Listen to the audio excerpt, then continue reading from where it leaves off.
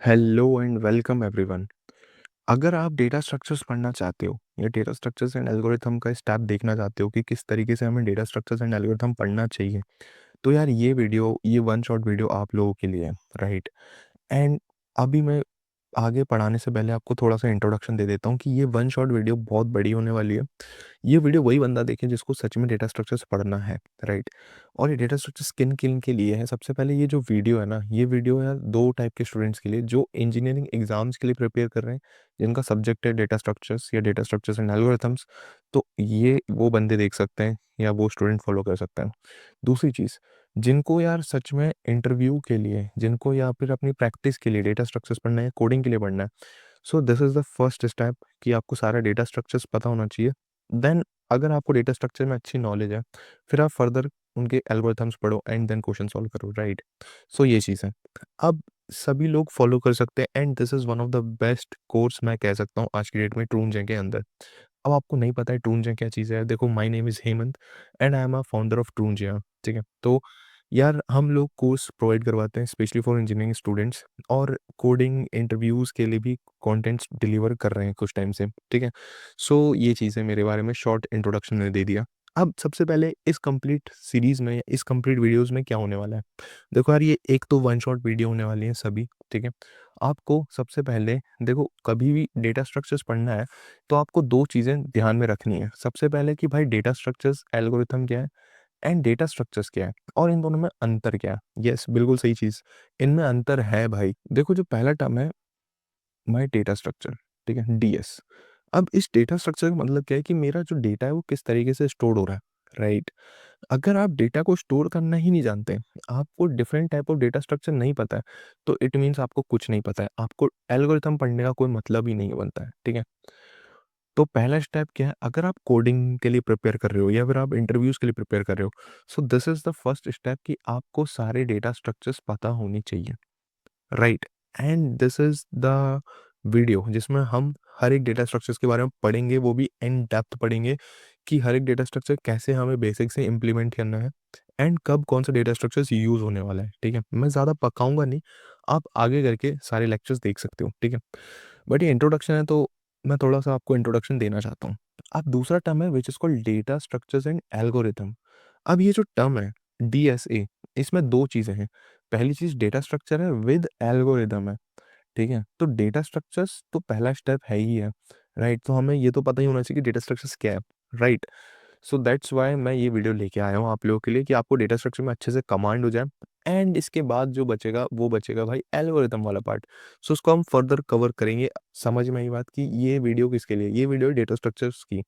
And इसमें ऐसा कुछ नहीं कि फाउंडेशनल डेटा स्ट्रक्चर्स पढ़ाएंगे, ऐसा नहीं कि एरे लिंक लिस्ट पढ़ाएंगे, नहीं। इसके अंदर हम सारे डेटा स्ट्रक्चर्स कवर करेंगे, राइट। एक बार आप फॉलो करो, आपको और भी ज़्यादा बेटर क्लियर आइडिया लगेगा, राइट। सो ट्रूनजे का सबसे बेस्ट तरीका क्या है कि यार हर एक चीज़ को हम थोड़ा डेप्थ में पढ़ेंगे एंड सीरियसली अगर आप थोड़ा सा टाइम देंगे और ये लेक्चर को कंटिन्यूशन में फॉलो करेंगे तो आपको पता चलेगा this is one of the most important lecture जो कि आपके फ्यूचर में काम आने वाला है, अगर आप कोडिंग करने वाले हो या तो फिर इंजीनियरिंग एग्जाम आपके लिए है तो, राइट। एंड आपको ये भी पता चलेगा, इसमें भैया ने इतने तरीके से बताया है कि like I don't think so किसी को डाउट आने वाला है, ठीक है। So this is the way कि अगर आपको कोई भी सब्जेक्ट्स को पढ़ना है और उसके अंदर मास्टरी करनी है, so this is the right way कि पहले आप कोर आइडिया समझें कि सब्जेक्ट क्या कहना चाहता है, डीएस क्या कहना चाहता है।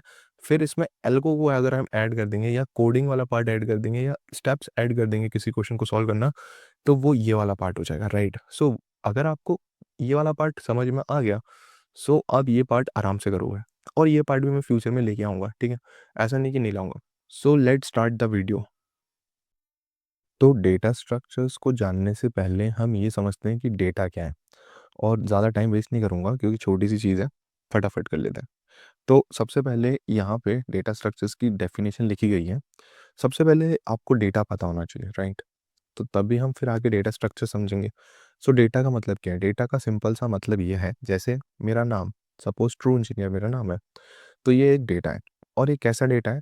ये डेटा है स्ट्रिंग फॉर्मेट का। अब स्ट्रिंग नहीं पता है, कोई दिक्कत नहीं, ये डेटा है, ठीक है? जैसे आपका नेम, वो भी क्या है? डेटा है। तो इंटरनेट में जितनी भी चीज़ें हैं वो सब डेटा है। इंटरनेट में कहीं पे मान लो आपका स्टॉक का मार्केट है, वो डेटा है। कहीं पे डॉलर का प्राइस घट रहा है, कम हो रहा है, वो डेटा है।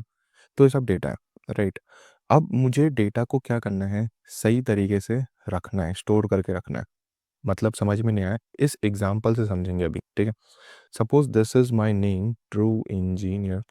अब ये नेम तो बहुत काउंटेबल कैरेक्टर्स का है, ठीक है। 1 2 3 4, एक स्पेस हो गया, 5 6 7 8 9 10 11 12, तो इस तरीके से काउंटेबल है, ठीक है। कुछ नंबर्स का ही मेरे पास डेटा पड़ा हुआ है, पर हो सकता है ऐसे बहुत बड़ा कुछ डेटा प्रेजेंट हो जो कि आप काउंट ना कर पाओ, और हमें उसका ट्रैक रखना है, ठीक है। हमें उसका ट्रैक रखना है कि ये वाला कैरेक्टर कुछ भी, मतलब ये जो डेटा प्रेजेंट है, आगे वाले जितने भी डेटा प्रेजेंट हैं, वो कहीं मिस ना हो, वो कहीं मिस ना हो। ये सारा का सारा अगर मैं डेटा रख रहा हूँ तो ढंग से ट्रैक रख पाऊँ उन सभी का डेटा का, ठीक है। तो यहीं से अभी क्लासिफिकेशन भी थोड़ा थोड़ा आपको हिंट लगने लगेगा, पर अभी हमने कुछ नहीं देखा, अभी हम सिर्फ डेटा की बात कर रहे हैं, राइट।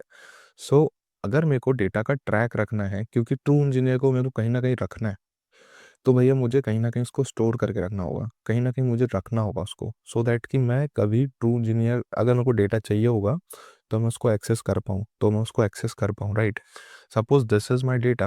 अब डेटा बहुत बड़ा है, ह्यूज डेटा है, या बिग डेटा कह सकते हो, या नंबर्स जो इसमें है वो बहुत अनकाउंटेबल के इक्वल है, या फिर आप काउंट नहीं कर सकते, इतना बड़ा डेटा है।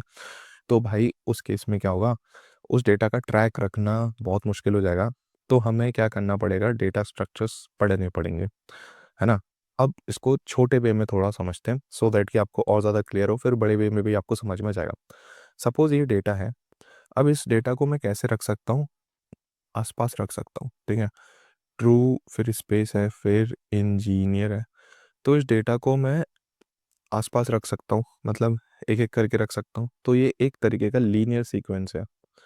और इस डेटा को मैं ऐसे भी रख सकता हूँ, जैसे टी यहाँ प्रेजेंट है, कहीं आर प्रेजेंट है, फिर कहीं यू प्रेजेंट है। समझ रहे हो ना कि डेटा कहीं पे भी प्रेजेंट है, तो हमें एटलीस्ट उसका ट्रैक होना चाहिए कि हमें पता चले कि ये कंप्लीट डेटा की बात हो रही है। तो इस सेंस में भी बात हो रही है, T R you E true, फिर आगे इंजीनियर फॉर्म कर लो।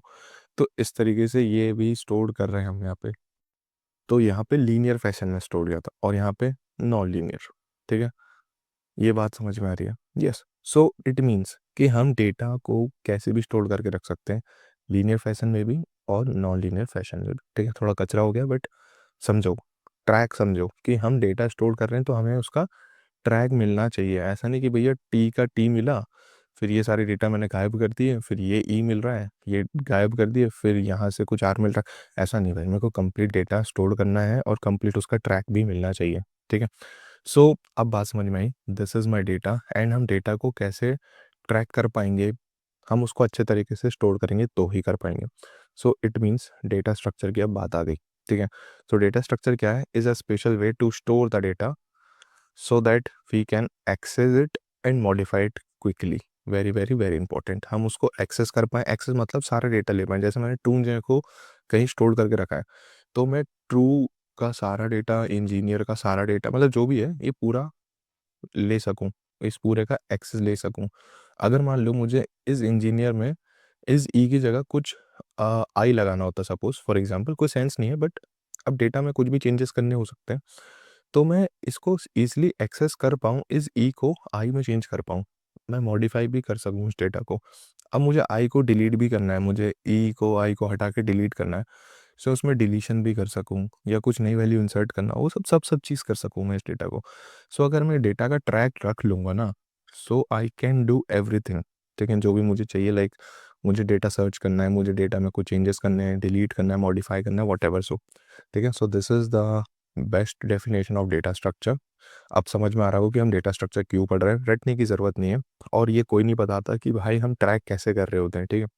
सो this is the best example. And अगर बड़ा डेटा भी है, सपोज बहुत बड़ा डेटा है, 10 की पावर 8, या उससे भी बड़ा डेटा है, या नियर अबाउट 10 की पावर 8 डेटा है, तो डेटा को अगर मुझे स्टोर करना है, तो मुझे उस सेंस में करना होगा कि मैं क्विकली सारी चीज़ें कर पाऊँ, क्विकली एक्सेस कर पाऊँ, क्विकली उसमें चेंजेस कर पाऊँ, या जो भी रिक्वायरमेंट है मैं वो कर पाऊँ। सो मुझे उसको इस फैशन में रखना होगा, सो दैट कि उस डेटा स्ट्रक्चर के अंदर रखना होगा, सो दैट कि मैं ईज़िली क्विक कर पाऊँ। अब ईज़िली हर एक चीज़ क्विकली ले सकूँगा मतलब क्या है, डेटा में मैं तो या मतलब या तो मैं कुछ इंसर्ट करूँगा, कुछ नई वैल्यूज़, या तो कुछ चेंजेस करूँगा, है ना? इंसर्ट भी चेंजेस में आता है, चेंजेस में इंसर्ट, अपडेट, डिलीट तीनों चीज़ें आ जाती हैं। डेटा में चेंजेस करने का मतलब है कि डेटा में मान लो इस ई की जगह आई यूज़ कर लेता हूँ, या अपडेट, है ना? इंसर्ट अपडेट, ये अपडेट हो गया। इंसर्ट मतलब इसके बाद कुछ ये लगा लेता हूँ, नई वैल्यू, तो ये पूरा डेटा आ गया। अब डिलीट का मतलब है कि मैं ये वाला कुछ कैरेक्टर डिलीट कर लूँ, ये भी डिलीट कर लूँ, जो मेरा मन है वो मैं कर लूँ। तो this all are my changes. उसके अलावा क्या है, इसमें मैं कुछ भी चीज़ मुझे सर्च करनी है, so I can do search as well, और ये सब क्या होना चाहिए, क्विकली होना चाहिए। तो मैं इस तरीके से डेटा स्ट्रक्चर्स, ऐसे डेटा स्ट्रक्चर्स का यूज़ करूँगा। अभी मैंने कुछ नहीं पढ़ा है, अभी मैंने डेटा स्ट्रक्चर नहीं पढ़ा है, बट मुझे अभी इस डेफिनेशन से ये चीज़ें क्लियर होने लगी हैं, right? So this is your data structure, and रटना कुछ नहीं है, सिंपल सी चीज़ है। अगली लाइन का career, data structure help you to store the data in a way that make the operation, जो मैंने अभी आपको बताया कि आप उसमें सर्च कर सको, आप उसमें चेंजेस कर सको, या तो डिलीट करके, या तो इंसर्ट करके, या तो अपडेट करके, ठीक है? आप ये सारे चेंजेस कर सको, कैसे? फास्टर वे में कर सको, और ईज़ियर वे में कर सको, या क्विक क्विक कर लो, ठीक है? अब जो हमने पढ़े थे कि डेटा को हम किस तरीके से स्टोर कर सकते हैं, सो मेरे पास डेटा स्ट्रक्चर अब 2 तरीके के होने वाले हैं, एक होने वाला है लीनियर, तो दूसरा होने वाला है नॉन लीनियर। दोनों में हमारा मेन काम क्या है कि दोनों में डेटा का ट्रैक होना चाहिए, डेटा ब्रेक नहीं होना चाहिए, कि अगर मैं इस डेटा को पकड़ रहा हूँ तो मेरे को पूरा ट्रैक मिलना चाहिए, ठीक है? या फिर बहुत बड़ा डेटा है तो उसका भी पूरा ट्रैक मेरे को मिलना चाहिए। सो यहाँ पे हम बात करेंगे अब डेटा स्ट्रक्चर्स के क्लासिफिकेशन पे, ठीक है?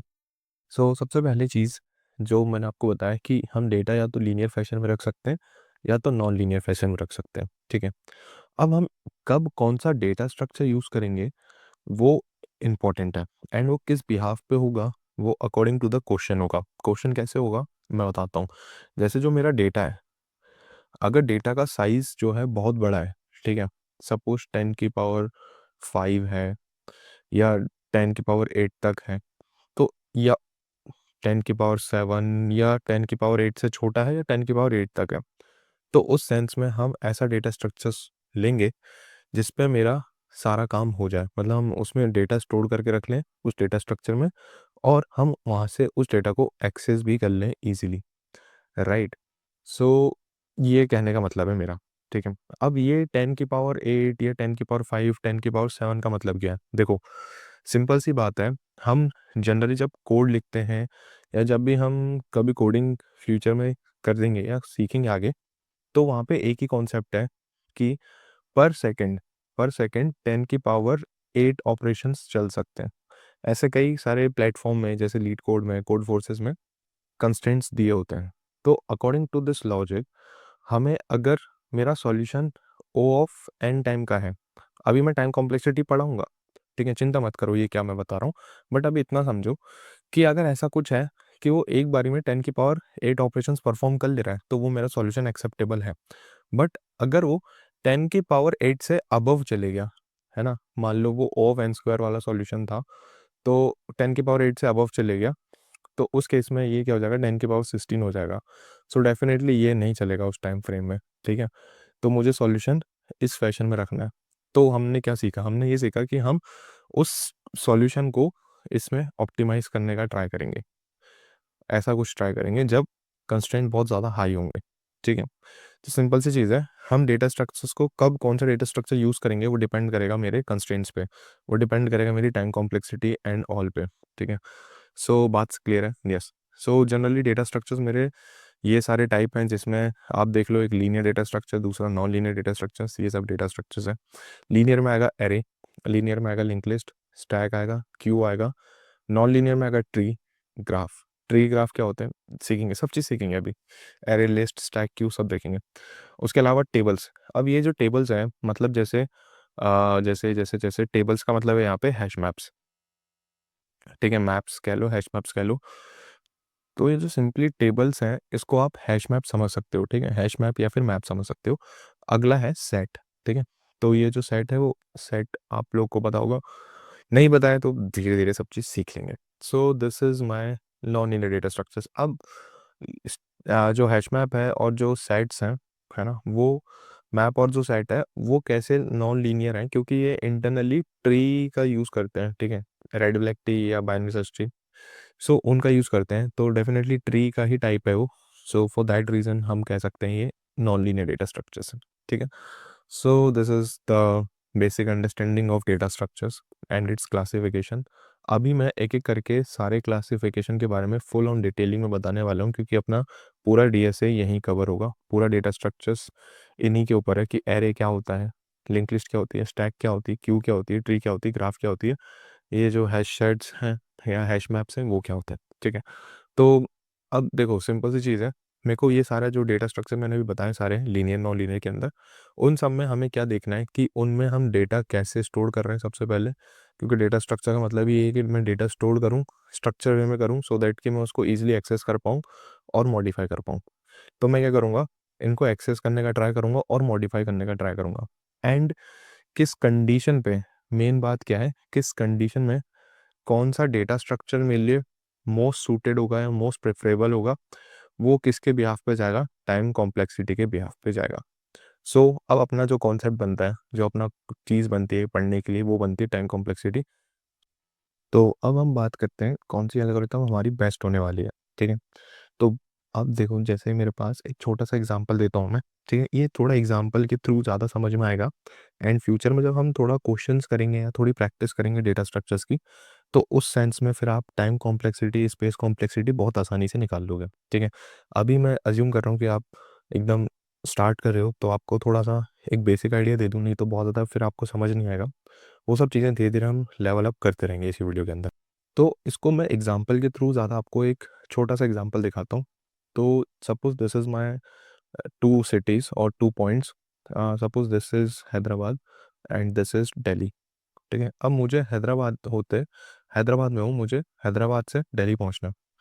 सो हम बाय रोड ले लेते हैं, क्योंकि फ़्लाइट की अगर मैं बात करूँगा तो फ़्लाइट में हो सकता है कि आप बोलोगे भाई इतने सारे पाथ हमें कैसे पता चलेंगे। सपोज़ रोड से जा रहे हैं हम, है ना, बाय ट्रैवल कर रहे हैं रोड के थ्रू, तो यहाँ से यहाँ जाने में सपोज़ अज़्यूम, है ना, मुझे नहीं पता कितने घंटे लगते हैं, बट अज़्यूम किया हमने 20 घंटे लगते हैं। और एक ऐसा रास्ता है जहाँ पे 25 घंटे लग रहे हैं। रास्ता कह लो या मल्टीपल ट्रेन्स कह लो, ट्रेन से जा रहे हो, जिससे भी जा रहे हो, ठीक है। तो एक ऐसी गाड़ी है जिसमें हमें लग रहा है 18 आवर्स।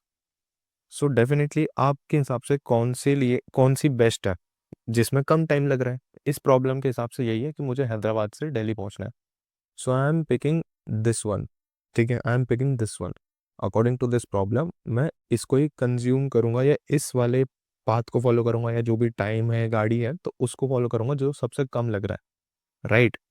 सो यही सेम लॉजिक आप यहाँ पे लगा सकते हो टाइम कॉम्प्लेक्सिटी और स्पेस कॉम्प्लेक्सिटी के अंदर। तो हमारे पास किसी भी प्रॉब्लम को, अगर कल को कोई प्रॉब्लम आती है, जैसे मेरे को सम करना है, ठीक है, सपोज बहुत सारे नंबर्स हैं, उन सभी नंबर्स का सम करना है, तो उस सम करने के मेरे पास मल्टीपल अप्रोचेज होंगी। सपोज अप्रोच 1 है, अप्रोच 2 है, अप्रोच 3 है, ऐसे बहुत सारी अप्रोचेज हैं। बट मैं उसमें से कौन सी अप्रोच चूज करूंगा जो जिसका टाइम सबसे कम लग रहा हो एंड स्पेस सबसे कम लग रहा हो। अभी आप ये क्या कह सकते हो, टाइम और स्पेस सबसे कम लग रहा हो। देखो, मैं एक बहुत स्टैंडर्ड बात बताऊंगा एंड हो सकता है आपको हमेशा कन्फ्यूजन हो उस चीज़ से, और वो अभी आपको सॉल्व हो जाएगा कन्फ्यूजन, ठीक है। हम डिफरेंट डिफरेंट मशीन्स में कोड चलाते हैं, ठीक है। मान लो आपने कोड रन किया एक बहुत ही अच्छे सीपीयू के अंदर, एक बहुत ही अच्छा प्रोसेसर था आपका, और वो बहुत जल्दी रन हो गया, बहुत फास्ट हो गया, ठीक है, बहुत मिली सेकेंड्स में होगा। अब भाई कोई एकदम जिसका लैपटॉप अच्छा नहीं है, उसका प्रोसेसर थोड़ा लो है, उसका सीपीयू थोड़ा लो है, प्रोसेसर थोड़ा लो है, तो वहाँ पे वो थोड़ा टाइम कंज्यूमिंग हो गया, थोड़ा स्लो उसका कोड चला। तो क्या हम इस फैक्टर से क्या बता पाएंगे वो कोड अच्छा था कि बेकार था? नहीं, ये तो मशीन के ऊपर डिपेंड कर रहा है, ये तो मेरे प्रोसेसर पे डिपेंड कर रहा है। So it means that this is not a factor, this is not a factor for everyone. किसी की मशीन बहुत ज़्यादा फास्ट होगी, उसने महंगा अगर सिस्टम या प्रोसेसर बना रखा है तो, ठीक है। तो ये हम कोडिंग में इस तरीके की बात नहीं करेंगे। हम कैसी बात करेंगे, हम बात करेंगे उसके टाइम के हिसाब से, हम बात करेंगे उसके स्पेस या साइज के हिसाब से, ठीक है। हम ये बात नहीं करेंगे कि यार जिसका प्रोसेसर बहुत ज़्यादा फास्ट है, भाई वहाँ पे उस मशीन के अंदर जाके कोड रन करो, ठीक है, ये नहीं करेंगे हम। राइट। ये तो आपको खुद भी लग रहा होगा कि यार अगर मान लो 10 मिलियंस मशीन्स हैं, या बहुत सारी मशीन्स हैं यार, बहुत करोड़ों लाखों करोड़ों अनगिनत मशीन्स हैं, कंप्यूटर्स हैं, लैपटॉप्स हैं। अब उनमें से कुछ फास्ट लैपटॉप्स हैं, तो हम बस उन्हीं का यूज़ थोड़ी ना कर रहे हैं सारे कोड लिखने में। हम तो सभी मशीन्स का यूज़ कर सकते हैं यार, ठीक है, अकॉर्डिंग टू आवर बजट। तो हम इसके हिसाब से अपनी टाइम और स्पेस नहीं बता सकते। हम किसके हिसाब से बताएंगे? हम अपनी एल्गो के हिसाब से बताएंगे। हम इस प्रोसेसर के हिसाब से नहीं बताएंगे, राइट। तो बहुत एक माइनर सा कन्फ्यूजन होता है, ठीक है। तो अब जो फैक्टर आता है which is time complexity and space complexity का। तो सबसे पहले टाइम कॉम्प्लेक्सिटी क्या होती है? अब मैंने आपको एग्जांपल बताया था अभी, एल्गोरिथम कौन सी बेस्ट होगी जिसमें मेरा जो टाइम कम से कम लग रहा हो, मतलब तुरंत मेरा आंसर निकल रहा हो, और उसमें स्पेस भी कम लग रहा हो। क्योंकि यार एट द एंड मेरे पास फिक्स्ड बहुत, हम क्या चाहते हैं जब भी हम डेटा को स्टोर कर रहे हैं ना, डेटा को जब भी हम स्टोर कर रहे हैं तो वही मेरा डेटा स्ट्रक्चर है। तो मैं डेटा को कम से कम जगह में स्टोर कर लूँ। सपोज मैंने कुछ डेटा स्टोर किया, ठीक है। सपोज जो मेरा नाम है ट्रू इंजीनियर, तो मैंने ट्रू इंजीनियर स्टोर कर लिया। यहाँ पे कोई है हेमंत, उसका नाम स्टोर कर लिया इतने साइज में, आकाश का नाम स्टोर कर लिया। तो ऐसे करके मेरे पास इतना एम्प्टी स्पेस है, मैं कहीं पे भी और डेटा स्टोर कर सकता हूँ। तो ये एक तरीके का ऑप्टिमाइजेशन है। दूसरा तरीका है कि मैंने ट्रू इंजीनियर पूरे जगह पे यूज़ कर लिया। अब भाई कहीं स्पेस ही नहीं बच रही, तो वही डेटा को मैं सही तरीके से स्टोर भी करूँ, स्पेस बचाऊँ। तो मेरा स्पेस कॉम्प्लेक्सिटी वही कहता है, space complexity tells how much extra space an algorithm uses with the input size increases, ठीक है, according to the input size. अगर मेरा डेटा जो मैं स्टोर करके रख रहा हूँ मेमोरी के अंदर, वो कितना कितना ज़्यादा ले सकता है, हम उसको कंज्यूम करेंगे, वो मेरा स्पेस है। और हम ये ट्राई करेंगे, हम उस एल्गोरिथम को पकड़ेंगे जिसमें टाइम भी सबसे कम लग रहा हो, स्पेस भी सबसे कम लग रहा हो। और टाइम कॉम्प्लेक्सिटी क्या है? हम उस एल्गोरिथम को सबसे अच्छी एल्गोरिथम कहेंगे जिसमें कम से कम टाइम लग रहा हो, या तो आप कह सकते हो सबसे फास्टली वो काम कर जाए। जैसे 1 सेकेंड में बहुत सारे ऑपरेशंस वो परफॉर्म कर ले। अगर वो 10 सेकेंड में वही सेम ऑपरेशंस परफॉर्म कर रहा है, सपोज यहाँ पे 10 की पावर 8 ऑपरेशन कर रहा है 1 सेकेंड में, एंड ऐसा मैंने एक और एल्गोरिथम लिखा वो 10 सेकेंड में 10 की पावर 8 कर रहा है। सो डेफिनेटली ये फास्ट हो गया ना। So this algorithm is much better than this one, right. ये थोड़ा लॉजिकल है, एंड धीरे धीरे आपको समझ में आएगा जब हम थोड़ा कोड को देखेंगे। अब कुछ एक स्टैंडर्ड एग्जांपल्स देता हूँ जो कि हो सकता है आपको इंजीनियरिंग सिलेबस में या फिर थोड़ा बहुत अगर आपको पूछ सकता है कि कब क्या टाइम कॉम्प्लेक्सिटी। देखो इसको रटना नहीं है, ये लॉजिकली अभी सब प्रूव हो जाएगा आगे धीरे धीरे चल के जब हम थोड़ा पढ़ेंगे, ठीक है। अभी हमने कुछ डेटा स्ट्रक्चर्स नहीं पढ़े तो किसी को कुछ नहीं पता होगा, बट ये वाला एग्जांपल्स को आप इग्नोर कर सकते हो। आप ये जो है और ये जो है इनको समझ सकते हो, ठीक है, राइट। अभी आप इनको इग्नोर कर सकते हो क्योंकि अभी आपने यहाँ पे एरे नहीं पढ़ा, बाइनरी सर्च नहीं पढ़ा, मर्ज सॉर्ट नहीं पढ़ा, कुछ कुछ नहीं पढ़ा अभी आपने यहाँ पर, ठीक है। तो सबसे पहले इसका मतलब क्या है, बिग ओ का मतलब? देखो हम क्या करते हैं जब भी टाइम और स्पेस कॉम्प्लेक्सिटी निकालते हैं, उसमें हम देखते हैं कि एकदम पीक मैक्सिमम कितना जा सकता है, पीक टाइम या मैक्सिमम सबसे वर्स्ट केस में टाइम कितना जा सकता है, या सबसे वर्स्ट केस में स्पेस कितना जा सकता है। 3 केस होते हैं हमारे पास, एक होता है बेस्ट केस जिसमें कम से कम टाइम और कम से कम स्पेस लगता है, उसके बारे में बात होती है। एक होता है वर्स्ट केस, और इन दोनों के बीच में आता है एवरेज केस। तो लॉजिकली हमें वर्स्ट केस पे ही बात करनी चाहिए। एंड जो बिग ओ होता है, big O, omega and theta, ये 3 नोटेशंस होते हैं, तो उसमें बिग ओ नोटेशंस ही मेरा वर्स्ट केस को डिनोट करता है, और हम सब चीज़ बिग ओ में लिखते हैं। ये जो है ना वो बिग ओ, आप इसको बिग ओ भी कह सकते हो या ऐसा बना लो, और इसके अंदर बता दो कितना हमारा टाइम जा रहा है। अभी देखो ये थोड़ा कंफ्यूजिंग लग सकता है, बट हाँ यकीन करो जब मैं थोड़ा आपको आगे सिखाऊंगा सारी चीज़ें आसान लगेगा। इसका मतलब है कि मेरा जो टाइम लगा है वो कांस्टेंट लगा है। कांस्टेंट मतलब आप इतना टाइम इग्नोर कर सकते हो, राइट। जब भी हम टाइम निकालते हैं ना, हम कांस्टेंट्स को इग्नोर कर सकते हैं। इग्नोर इन द सेंस कि अच्छा एल्गोरिथम है, हम उसका सबसे पहले यूज़ करेंगे, ठीक है। फिर जहाँ पे लॉग आ जाए सीधा सीधा, अब यहाँ पे एन क्या बता रहा है? एन डिनोट कर रहा है मेरे साइज़ को, ठीक है, एन डिनोट कर रहा है मेरे साइज़ को। सपोज मैंने दिया साइज़ बहुत ज़्यादा, बहुत ज़्यादा 10 की पावर 8, तो यहाँ पे एन के डिनोट करेगा 10 की पावर 8। मैंने साइज़ दे दिया अगर 10 की पावर 5, तो एन के डिनोट करेगा 10 की पावर 5। तो this is depend on my size, ठीक है, कंप्लीटली दिस इज साइज। तो log of size, log of size क्या बता रहा है कि लॉगरिथमिक टाइम है। तो सबसे अच्छा टाइम कांस्टेंट टाइम है, फिर उसके बाद आता है लॉगरिथमिक टाइम, फिर आता है लीनियर टाइम। लीनियर टाइम मतलब कि जो साइज है उसके ऊपर लीनियर पावर है, मतलब वो n की पावर 1 है, ठीक है, बिग O n की पावर 1 है। अब n के साथ log n आ गया, दोनों का मल्टीप्लाई हो गया, ठीक है, तो ये उसके बाद आएगा। तो लीनियर अर्थमेटिक इसको कहेंगे हम, रटने की जरूरत नहीं है, धीरे धीरे खुद ऑटोमेटिक दिमाग में सेट हो जाएगा, ठीक है। अभी थोड़ा मैं इसको इरेज करने का ट्राई करता हूँ। तो हमने क्या देखा, जैसे मैं साइज लेता हूँ सपोज 10 की पावर 5। अभी थोड़ा आपको समझाने के लिए कि ये सबसे अच्छा टाइम क्यों है। यहाँ पे हमारे एन पे डिपेंड ही नहीं है चीज़, हमारे कांस्टेंट पे डिपेंड है। तो यहाँ पे कोई टाइम नहीं लग रहा, कांस्टेंट लग रहा है। अभी हम वैल्यू पुट करके देख रहे हैं, बिग O ऑफ लॉग। अब ये मेरा एन है, लॉग के साथ 10 की पावर 5 डाल दो। अब डेफिनेटली यहाँ पे बेस 2 होने वाला है, तो उसको आप कैलकुलेट करोगे, एक कुछ वैल्यू रिटर्न करके देगा।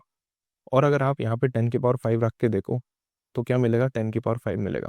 तो ये डेफिनेटली 10 की पावर 5 से छोटा ही मिलेगा, तो सबसे छोटा ये है, फिर उसके बाद ये है, फिर उसके बाद ये है। तो ये उसी सेंस में लिखे गए कि सबसे अच्छी एल्गोरिथम सबसे कम टाइम वाली ऊपर है, फिर उसके बाद ये है, फिर उसके बाद ये है।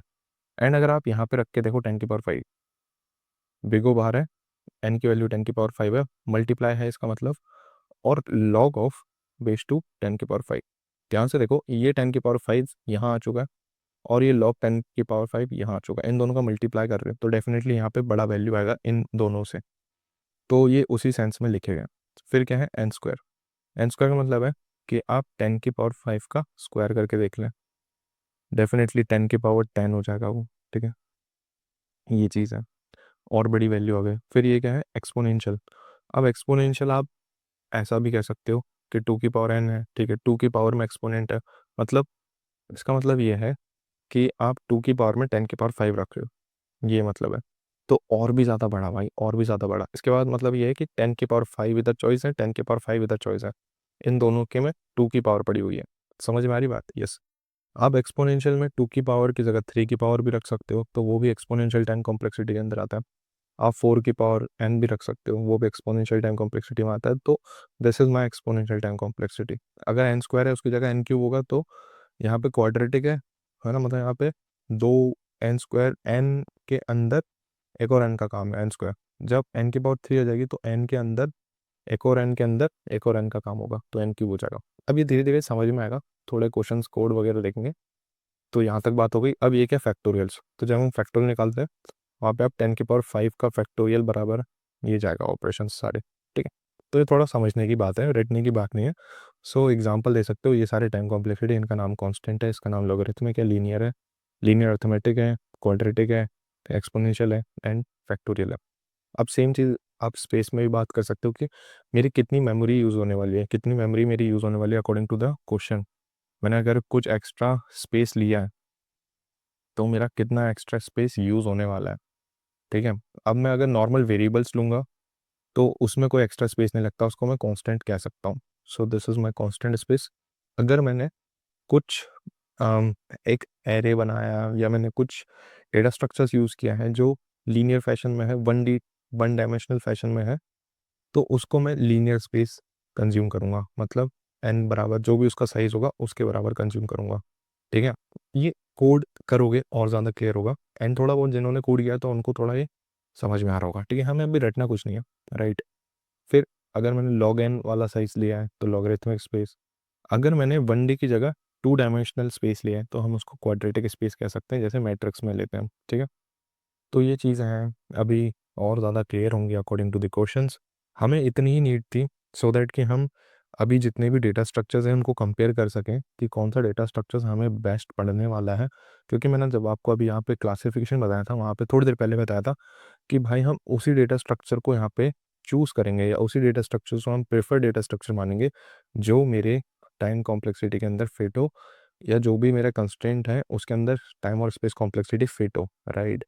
तो हम वही डेटा स्ट्रक्चर यूज़ करेंगे। कहीं पे क्या होता है कि हम एरे यूज़ नहीं कर सकते, हम वहाँ पे लिंक लिस्ट यूज़ करेंगे। कहीं पे क्या होगा, हम लिंक लिस्ट भी यूज़ नहीं कर सकते, हम वहाँ पे कुछ अदर डेटा स्ट्रक्चर्स या जो भी उसमें हमें सूटेड पड़ेगा, मैप्स या साइट्स यूज़ कर लेंगे। तो ऐसे चलते चलते हम करेंगे, बिकॉज वो इन चीज़ों पे डिपेंड करेंगी, राइट। तो ये चीज़ें हैं भाई, राइट, सिंपल सी चीज़, यस। और ये कोई नहीं बताता है, मैं बताऊँ बस इतना पढ़ा के आगे बढ़ जाऊँगा, मतलब नहीं है, मतलब नहीं है। आप ट्रूनजे को फॉलो करें तो डेफिनेटली ये कुछ नए कोर्सेज हैं जो कि आपको देखने ही चाहिए। एंड बस इससे ज़्यादा कुछ नहीं कहेंगे। अब हमारा ये पार्ट हो गया, अब हम क्या करते हैं, एक एक करके इनके ऊपर बात करना चालू करते हैं, ठीक है। वाई बिकॉज मैंने कहा हम जितने भी डेटा स्ट्रक्चर्स हैं उनके अंदर क्या करने वाले हैं, ऑपरेशंस। अब वो ऑपरेशंस कैसे कैसे हैं, वो ऑपरेशंस कुछ इस फैशन में है, किसी में कम टाइम लगेगा, किसी की टाइम कॉम्प्लेक्सिटी कम होगी किसी ऑपरेशन में, किसी की ज़्यादा होगी, ठीक है। जैसे अगर मैं डेटा इंसर्ट कर रहा हूँ एरे के अंदर तो उसकी टाइम कॉम्प्लेक्सिटी हमें देखना है। बट अगर मैं लिंक लिस्ट के अंदर, जैसे ये एरे की बात होगी, ठीक है, एरे में क्या कर रहा हूँ, डेटा इंसर्ट कर रहा हूँ, लिंक लिस्ट में इंसर्ट कर रहा हूँ तो उसकी कुछ अलग टाइम कॉम्प्लेक्सिटी होगी। फिर अगर मैं स्टैक में डेटा इंसर्ट कर रहा हूँ तो उसकी कुछ अलग कॉम्प्लेक्सिटी, अगर मैं ट्री में कर रहा हूँ तो उसकी अलग, फिर मैं बाइनरी सर्च ट्री की कर रहा हूँ तो उसमें कुछ अलग। तो ये according to the time and space complexity हमें पता चलेगा कौन लीनियर टाइम ले रहा है, कौन क्वाड्रेटिक टाइम ले रहा है, या कौन कांस्टेंट टाइम ले रहा है।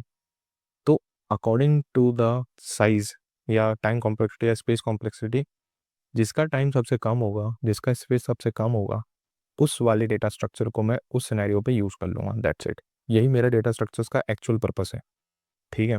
आप इंजीनियरिंग एग्जाम में देख लो, आप कहीं पे भी देख लो, इंटरव्यू में देख लो, बच्चों को यही नहीं पता चलता कि भाई डेटा स्ट्रक्चर्स का यूज़ क्यों है, बिकॉज इस रीज़न से, ठीक है। मैंने सारे डेटा स्ट्रक्चर पढ़ लिए, बट कब कौन सा डेटा स्ट्रक्चर्स अप्लाई करना है, मैं वही अप्लाई करूँगा जिसमें कम से कम टाइम लग रहा हो, ठीक है, कुछ भी चीज़ करने के लिए। चाहे इंसर्ट, अब इंसर्ट की बात ऐसे समझाया मैंने जस्ट आपको, फिर कल को मैं डिलीट कर रहा हूँ तो डिलीट में इन सभी डेटा स्ट्रक्चर्स के हो सकता है अलग अलग टाइम कॉम्प्लेक्सिटी हो, तो मैं कौन सा यूज़ करूँगा, जो मेरा डेटा मतलब कम से कम जिसमें टाइम लग रहा होगा डिलीट ऑपरेशन परफॉर्म करने में, ठीक है। तो वो चीज़ है, अभी पढ़ेंगे आगे और ज़्यादा क्लियर होगा। तो I think time complexity and space complexity का आपको एक वैल्यू पता चली होगी। अभी अभी थोड़ा वैल्यू समझो, ठीक है। आगे सब सब चीज़ हो जाएगा। अगर आपको इनकी वैल्यू नहीं पता ना तो आपको कुछ आगे पता करने के बाद भी कुछ एकदम डीप, अगर डीप डाइव नहीं करोगे तो मतलब नहीं है, ठीक है। सो आई थिंक बात समझ में आई। तो अब हम बात करेंगे अपना सबसे पहला डेटा स्ट्रक्चर, ठीक है। अब अभी आप लोग ये ग्राफ देख सकते हो या फिर ये जो क्लासिफिकेशन का चार्ट है इसमें देख सकते हो एरे। एरे हमारा सबसे पहला और सबसे बेसिक डेटा स्ट्रक्चर है। एंड जब आप क्वेश्चंस वगैरह करोगे, कोड वगैरह लिखोगे, या फिर जब भी इसमें ऑपरेशंस करोगे, तो आपको सबसे आसान जो डेटा स्ट्रक्चर लगेगा वो एरे लगेगा, क्योंकि इसमें ट्रैवर्स करना एक सिंगल फॉर लूप्स हो जाएगा। सब चीज़ इसमें बहुत ज़्यादा सिंपल हो जाएगी with the help of for loops या वाइल लूप। एक लूप्स की हेल्प से आप काफ़ी चीज़ें इसमें कर सकते हो, राइट। एंड बहुत सारी वैरायटी भी हैं, पर धीरे धीरे समझ में आएगा। पर अभी हम इतना ज़्यादा डिटेलिंग में नहीं जाएंगे, धीरे धीरे डेवलप करेंगे। सबसे पहले डेटा स्ट्रक्चर में लीनियर फैशन का है एरे, ठीक है। तो फैशन में देखना लीनियर डेटा स्ट्रक्चर है, ठीक है। तो मैं इसको इरेज कर देता हूँ, यहाँ से निकलते हैं हम और हम एरे वाली स्लाइड में चलते हैं। So this is my array. अब एरे क्या कह रहा है, देखो सबसे पहले यहाँ पे कुछ बातें लिखी गई हैं। अब बातें तो हम देखेंगे, पहले हम देख रहे हैं ये क्या है। जैसे अगर आप एक इंटीजर एज नाम की एक वेरिएबल बनाते हैं जिसमें एज डाल देते हैं सपोज 23, तो आप कुछ इस तरीके से लिखते हो। ये जो इंटीजर बता रहा है वो क्या बता रहा है, डेटा टाइप, डेटा का टाइप, मतलब जो डेटा है वो कैसा है, इंटीजर टाइप का है। और this is your variable name, ठीक है। This is your variable name जिसको हम बोल रहे हैं एज। तो इसी तरीके से हम लिखते हैं भाई, आप जावा में लिख रहे हो या सी प्लस प्लस में लिख रहे हो तो इसी तरीके से लिखते हैं, बिल्कुल भैया। एंड अगर आप कोई सी ऐसी प्रोग्रामिंग लैंग्वेज लिख रहे हो जिसमें ये स्टैटिक हमें डेटा टाइप मेंशन नहीं करना रहता है, जैसे मैं सीधा लिख सकता हूँ एज 23 लाइक पाइथन लाइक, है ना। ऐसी डेटा अपनी ऐसी लैंग्वेज है जिसमें हमें डेटा टाइप को मेंशन नहीं करना होता, तो हम वहाँ पे ऐसे लिख सकते हैं, बिल्कुल। पर एट द एंड हम लिख यही रहे हैं कि मेरे को सबसे पहले डेटा टाइप बताना है, उसका वेरिएबल का नाम बताना है और वैल्यू बतानी है, ठीक है। तो अब एरे का जो सिंटैक्स है या डिक्लेरेशन है, साथ में अगर हम वैल्यू डाल रहे हैं तो कैसे डाल रहे हैं वो देखो। सबसे पहले क्या बता रहा है, ये डेटा टाइप को रिप्रेजेंट कर रहा है कि जो एरे है उसके अंदर जो डेटा है, ये सारे डेटा किस फैशन के हैं, इंट फैशन के, ठीक है। सब के सब एक जैसे फैशन के, इंट 10 20 30 40 50 इंट फैशन के, राइट। और उसका नाम, this is my variable name, उसका नाम ए डबल आर कहा है मैंने अभी थोड़ी देर के लिए, ठीक है। उसका नाम क्या कहा है, A double R. So just like this, वही हुआ है। और ये जो ब्लॉक बता रहा है दिस इज माई साइज, कि मैंने यहाँ पे जो साइज दिया है वो 5 दिया है। अभी हम स्मॉल साइज का ले रहे हैं, सपोज मैंने यहाँ पे एन दिया होता है इसके अंदर, ठीक है। तो एन कुछ भी हो सकता है ना। एन 10 की पावर 5 हो सकता है, एन 10 की पावर 8 तक जा सकता है। सो फिर साइज बढ़ जाएगा। कहने का मतलब है कि ये सेम ही चीज़ है, ये सेम ही चीज़ है जैसे हम वेरिएबल डिक्लेयर कर रहे हैं उसी तरीके से, बट यहाँ पे फैक्टर आ जाता है एक साइज का, दैट्स इट। ठीक है। और इंट एरे इस तरीके से भी डिक्लेयर कर सकते हो। सी प्लस प्लस में आप यहाँ पे जो फिक्स साइज का एरे है उसकी जगह पे आप सी प्लस प्लस में एक एक्स्ट्रा कह सकते हो कि डायनेमिक साइज कि अकॉर्डिंग टू माई डेटा वो साइज बढ़ भी सकता है, साइज घट भी सकता है। तो डायनेमिक साइज का एरे भी बना सकते हो जिसको हम कहते हैं वेक्टर, सी प्लस प्लस में। और जावा में कहते हैं लिस्ट, एरे लिस्ट। ठीक है। तो ये भी कर सकते हो। तो ये सब चीज़ें सिंटैक्स जो कोर एरे का है वो यही है, राइट। फिर उसमें डायनेमिक वाला पार्ट आ जाएगा कि साइज ज़रूरी नहीं कि फिक्स ही हो, तो अलग अलग फिर एचटीएल वाले पार्ट आ जाएंगे सी प्लस प्लस के अंदर। तो वो चीज़ें हैं। अभी हमने इतना समझा कि ये कैसे लिखते हैं, राइट। अब ये मेमोरी के अंदर हमें देखो यार, कंप्यूटर क्या जानता है, कंप्यूटर ये सब नहीं जानता है। कंप्यूटर क्या जानता है, या तो ज़ीरो या तो वन। ठीक है। अब ये डेटा को भी वो इन्हीं में ही कन्वर्ट करेगा। 10 को कैसे करेगा, इन 0 1 के फॉर्म में। 20 को कैसे करेगा, 0 1 के फॉर्म में। मतलब जैसे 1 गिवन है, 1 को 0 1 लिखेगा, 2 को 1 0 लिखेगा, 3 को 1 1 लिखेगा। ये किसके बिहाफ में जा रहा है, 2 की पावर 0 2 की पावर 1 के बिहाफ में जा रहा है। इसका मतलब है कि 1 प्रेजेंट है एट 2 की पावर 0। 2 की पावर 0 का मतलब होता है 1, किसी की पावर 0 का मतलब क्या होता है, 1 होता है। तो इसका मतलब ये प्रेजेंट है एंड यहाँ पे प्रेजेंट नहीं है, तो 1 + 0 दैट इज 1। 2 का मतलब क्या है, 2 की पावर में प्रेजेंट है, 2 की पावर 1 में प्रेजेंट है, तो उसका 2 से मल्टीप्लाई कर लो क्योंकि 2 की पावर में, एंड ये 0 दैट इज 2। इसका मतलब है कि वो 2 की पावर में प्रेजेंट है एंड 2 की पावर 0 में 1 प्रेजेंट है। तो ये 3 बन जाएगा। 4 बनाना है तो मुझे अब यहाँ पे मैं 2 बिट नहीं ले सकता, अब यहाँ मेरे को तीसरी बिट लेनी पड़ेगी। तो ये हो जाएगा। इसका मतलब है 2 की पावर 2 2 की पावर 1 2 की पावर 0। तो इस तरीके से 4 बन जाएगा। ठीक है। तो इस तरीके से सब चीज़, 1 को मैं ऐसे रिप्रेजेंट कर रहा हूँ, 2 को ऐसे कर रहा हूँ, 3 को ऐसे कर रहा हूँ, 4 को ऐसे कर रहा हूँ, 5 को 1 0 1 कर रहा हूँ, 6 को 1 1 0 कर रहा हूँ, ऐसे कर रहा हूँ मैं। मतलब ये जो डेटा है वो एट द एंड बिट्स की फॉर्म में ही जा रहे हैं। कंप्यूटर को ये नहीं पता है, कंप्यूटर को ये पता है बस। ठीक है। बट हम हाई लेवल लैंग्वेज पढ़ते हैं जिसमें हम 0 1 की फॉर्म में ना लिख के इस तरीके से कुछ भी चीज़ लिख रहे होते हैं, क्योंकि ईजी होता है। ठीक है। ये तो बेसिक लैंग्वेज की बात हो गई। बट हम अभी एरे के बारे में पढ़ रहे हैं, तो ये थोड़ा सा आपको आइडिया दे दिया मैंने। ठीक है। तो यहाँ पे जो डेटा का टाइप मैं लिख रहा हूँ उसी टाइप का मेरे को डेटा चाहिए, ये सबसे पहला पॉइंट है एरे का। और दूसरी चीज़, अगर मैं डायनेमिक साइज का एरे ना बताऊँ, नॉर्मल एरे बताऊँ, तो वहाँ पे साइज जो मैंने दे दिया वो हो चुका है उसका फिक्स। अब इसमें 5 साइज दिया तो मैं छठवां वैल्यू नहीं डाल सकता, छठवां एलिमेंट नहीं डाल सकते इस एरे के अंदर। ठीक है। सिंपल बात, यस। तो ये दो प्रॉपर्टी एरे की, और उसी के ऊपर ये पूरी कहानी है कि array is a collection of variables in the same data type. अगर मैंने यहाँ पे इंटीजर एरे, तो ये सब इंटीजर वैल्यू। अगर मैं कैरेक्टर एरे बनाता हूँ, सपोज मैंने बनाया कैरेक्टर एरे, एरे 2 कह लेते हैं, जिसका साइज 6 है, एंड इसमें जो वैल्यू डाली है उसमें कैरेक्टर टाइप की डाली है। एक कैरेक्टर एच हो गया, ई हो गया, एम हो गया, ए हो गया, एन हो गया एंड टी हो गया। तो 1 2 3 4 5 6, तो ये हेमंत आ गया पूरा 6 साइज में। ठीक है। और इसका नाम क्या है, ARR2। ठीक है। तो ये हो गया। तो यहाँ पे क्या कहने का मतलब है कि ये जो डेटा टाइप है उसी के हिसाब से पूरा डेटा गया। ये कैरेक्टर है सारे के सारे, राइट। कैरेक्टर को सिंगल कोट्स में डिनोट करते हैं, सभी को पता होगा। ठीक है। तो ये बेसिक प्रोग्रामिंग का पार्ट है। अब ये चीज़ हमें समझ में आ गई। And we can not group different type of data. ऐसा नहीं हो सकता कि मैं यहाँ पे एक इंटीजर ले लूँ, दूसरा इंटीजर ले लूँ, तीसरा कोई कैरेक्टर ले लूँ। ठीक है। सपोज एच ले लिया, ऐसा नहीं हो सकता। फिर चौथा मैंने कुछ ट्रू फॉल्स ले लिया, पांचवा मैंने कुछ फ्लोट में वैल्यू ले ली, ऐसा नहीं हो सकता। अगर इंट ले रहा हूँ तो सब इंट होंगे। ठीक है। सो ये बताया, we can not group different type of data in the array, like array is a combination of integer and characters and floats. ऐसा नहीं हो सकता। इंटीजर ले रहा हूँ तो इंटीजर इंटीजर होगा, इंटीजर और एरे नहीं होंगे साथ में।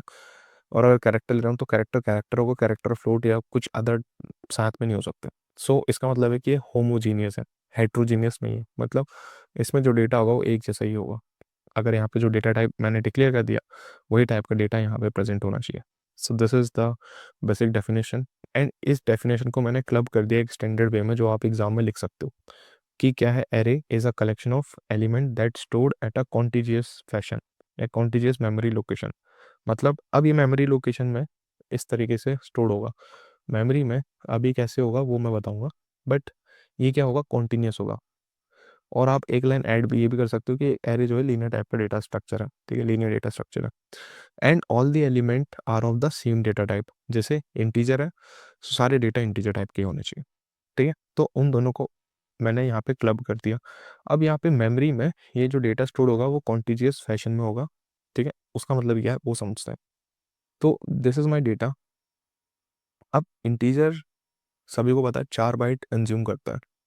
तो अगर ये मेरा मेमोरी एड्रेस है, अगर ये मेरा मेमोरी एड्रेस है ना, तो 10 जो होगा, सपोज मेमोरी एड्रेस 1000 पे पड़ा, सपोज हमने प्रेजेंट ऐसे मान लिया, तो हम क्या करेंगे, अगला वैल्यू जस्ट +4 बाइट करेंगे, क्योंकि सब कॉन्टीजियस फैशन में होगा। Suppose this is my memory, है ना, मेरे पास मेमोरी है, कहीं मेमोरी ऐसे कुछ प्रेजेंट होगी, ठीक है, मेमोरी है पूरी खाली।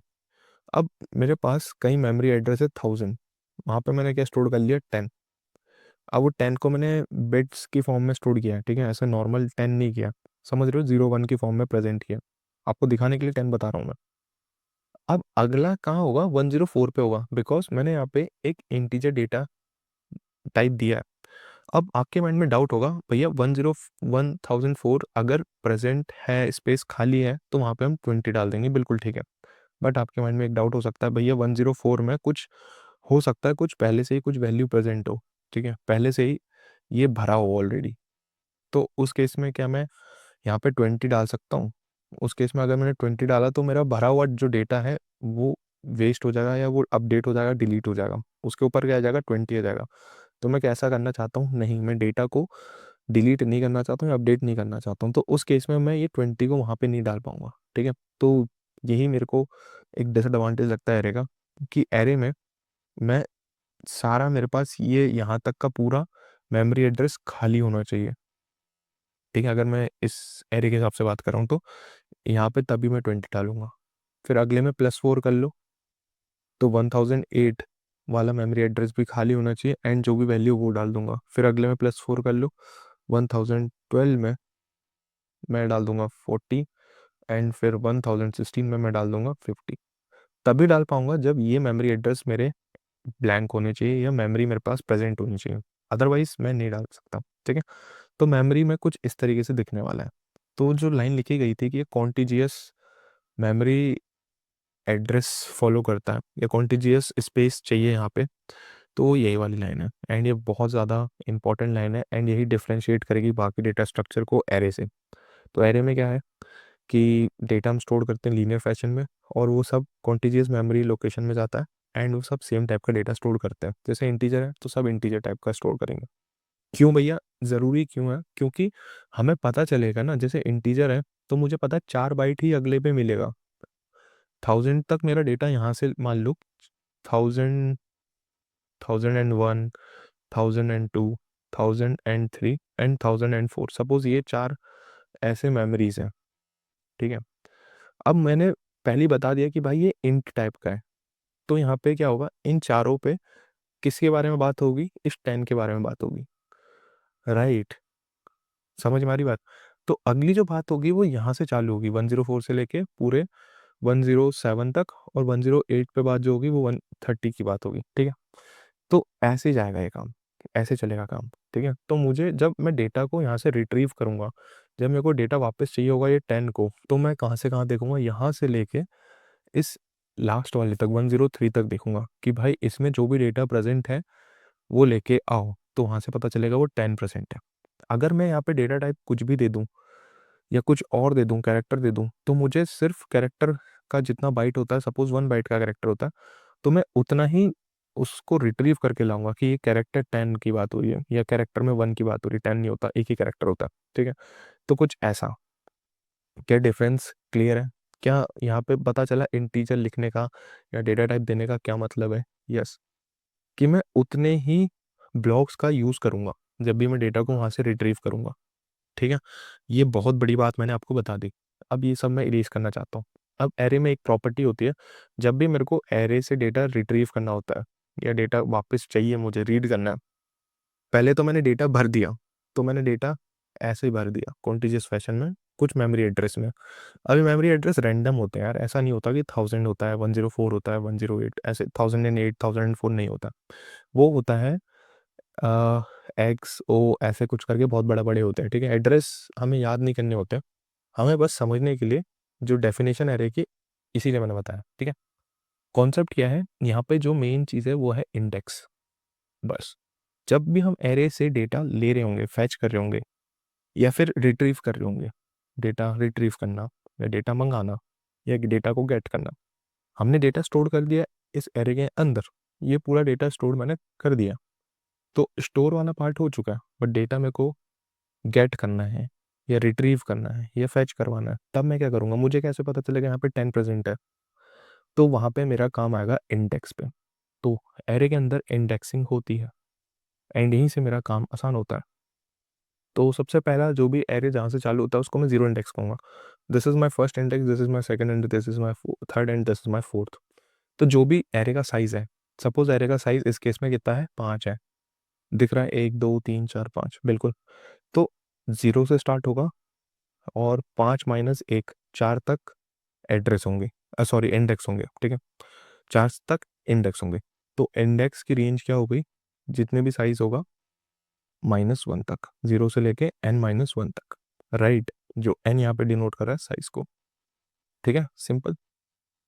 अब मेरे को इस एरे से डेटा चाहिए, तो मैं क्या करूँगा, अगर मेरे को 10 चाहिए तो मैं क्या लिख दूंगा, एरे ऑफ 0 का डेटा लेके आओ। अब यहाँ पे आप प्रिंट करवा सकते हो कुछ भी, सी आउट लिखो या system dot out dot print एलन लिखो जावा वाले, तो वहाँ से क्या आ जाएगा, 10 आ जाएगा, क्योंकि मैंने कौन सा इंडेक्स से डेटा उठाया है, 0 वाले इंडेक्स से। और ये क्या है, दिस इज माई एरे का नेम। तो जो भी मेरे एरे का नेम है, उसके जो भी 0 इंडेक्स पे प्रेजेंट है वो वैल्यू लेके आओ, वैल्यू हो जाएगी 10। ऐसे मुझे एरे ऑफ 3 को लाना है, तो एरे ऑफ 3 में क्या आएगा, 40। अगर मैं सिर्फ 3 को प्रिंट कराऊँ तो 3 सिर्फ 3 प्रिंट करके लाएगा, बट एरे ऑफ 3 मतलब ये वैल्यू 40 को लेके आएगा। समझ में आ रही बात? यस। तो ये डिफरेंस है, ये चीज़ें हैं। एंड जो मोस्ट इंपॉर्टेंट बात है एरे के अंदर, वो है इंडेक्सिंग का खेल, ठीक है। और आसान है ये इंडेक्सिंग, 0 1 2 3 और 4, क्योंकि यहाँ पे साइज क्या है, 5 है। तो लास्ट जो होगा 5-1 या n-1 कह सकते हो अगर n की बात होगी तो, ठीक है। So this is my array. हमने अब यहाँ पे क्या क्या देख लिया, एरे के अंदर हम डेटा कैसे स्टोर कर रहे हैं। तो एरे एक डेटा स्ट्रक्चर है, तो डेफिनेटली डेटा स्टोर होगा, लीनियर फैशन में होगा। मेमोरी में किस तरीके से जाएगा, वो इस तरीके से जाएगा, क्योंकि इंटीजर है तो 4 बाइट कंज्यूम करेगा, तो +4 करते हुए चल दो आप। फिर हमने देखा कि अगर हमें डेटा लाना है, गेट करवाना है, तो मैं कैसे करवाऊंगा, फिर मैं सीधा उसको प्रिंट करा सकता हूँ, बिल्कुल डेटा को एक्सेस कर सकता हूँ with the help of index, ठीक है। तो ये चीज़ है। तो अब थोड़ा सा मैं आपको कोड दिखा देता हूँ कि सो दैट कि आपको थोड़ा क्लैरिटी और ज़्यादा बनने लगे। तो मैंने यहाँ पे क्या किया है, एक आपको एरे बना के दिखाया है, ठीक है। और ये सी प्लस प्लस के अंदर है, आप जावा में भी कर सकते हो सेम चीज़। तो यहाँ पे क्या किया है, थोड़ा मैं जूम करता हूँ। तो सबसे पहले यहाँ पे आप देख रहे हो कि मैंने एक एरे बनाया है ऑफ इंटीजर, जिसमें साइज दिया 5, जिसमें वैल्यू डाल दी, है ना। अब ये क्या बता रहे हैं कि मेरे एरे के अंदर ये सारा डेटा आ चुका है, आप उसको डेटा कह लो या एरे के एलिमेंट्स कह लो, ठीक है। तो हमने वो स्टोर करके रख लिया। अब मेरे को ये सारा डेटा गेट करना है, एक एक करके एक्सेस करना है। So with the help of index, हमें पता है इंडेक्स मेरा 0 से स्टार्ट हो रहा है और साइज -1 तक, मतलब मैं इसको इंक्लूड नहीं कर रहा, मैं इज इक्वल 5 नहीं कर रहा हूँ, तो 5-1 चलता ही है, मतलब 4 तक ही चलेगा और हर बार आई बढ़ेगा।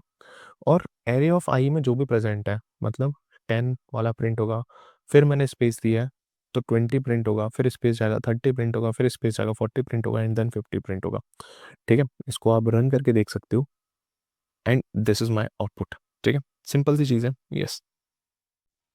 तो अब हम क्या करने वाले हैं, एरे के अंदर ऑपरेशंस, ठीक है। तो मेरे को पता है बहुत सारे ऑपरेशंस हैं मेरे पास, जैसे कि मैं यहाँ पे एरे के अंदर कुछ डेटा को इंसर्ट कर सकता हूँ, ठीक है।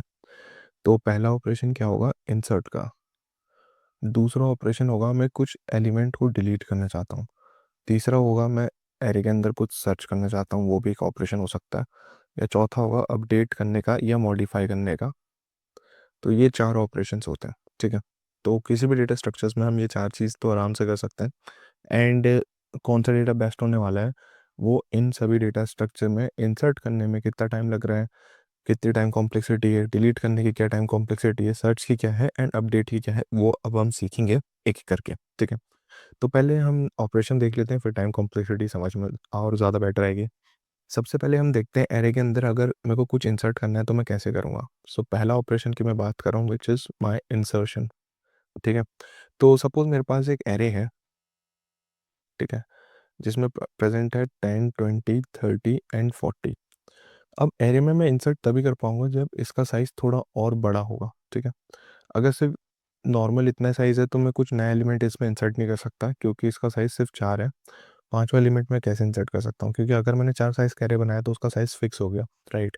तो मेरे पास वैकेंट स्पेस होना चाहिए। ठीक है, आगे कितना भी हो सकता है, आप कितना भी ले सकते हो, आप 1 यूनिट का ले लो, आप 10 यूनिट का ले लो, आप कितने भी यूनिट्स का ले सकते हो, राइट। बट वैकेंट स्पेस मेरे पास होना ही चाहिए, सो दैट कि मैं या तो यहाँ पे इंसर्ट करूँ या किसी गिवन इंडेक्स पे इंसर्ट करूँ। ठीक है, आपको क्वेश्चन में या तो इंडेक्स गिवन हो सकता है तो पोजीशन गिवन हो सकती है, तो आप कहीं पे भी कर सकते हो, राइट। अभी मैंने क्या बात करी, इंडेक्स बेसिस पे, तो एरे की इंडेक्सिंग में यहाँ पे लिख देता हूँ 0, 1, 2, 3। अभी आगे जो भी साइज होगा उतने आप आगे इंडेक्स निकाल लेना। ठीक है, अब सपोज मुझे इंसर्ट करना है इस लास्ट वाली पोजीशन में 50, तो मैं क्या करूँगा, सीधा मुझे पता है कि भाई जी यहाँ पे एरे में प्रेजेंट, सीधे जाऊँगा मैं, कौन सा इंडेक्स में पुश करना है, फोर्थ वाले पे। तो मैं यहाँ पे सीधा लिख दूंगा जो भी मेरा एरे का नाम है उसके फोर्थ वाले इंडेक्स पे डाल दो 50। ये तो भाई बहुत अच्छा टाइम है, सीधा कांस्टेंट ऑपरेशन है, सीधा बस एक ऑपरेशन लिख रहा हूँ, मैं यहाँ पे कोई भी लूप नहीं चला रहा हूँ। बट यार जब हम इंसर्ट करते हैं वो हमें कभी भी ये नहीं कहता है कि आप किसी एक इंडेक्स पे जाके डायरेक्ट इंसर्ट कर दो।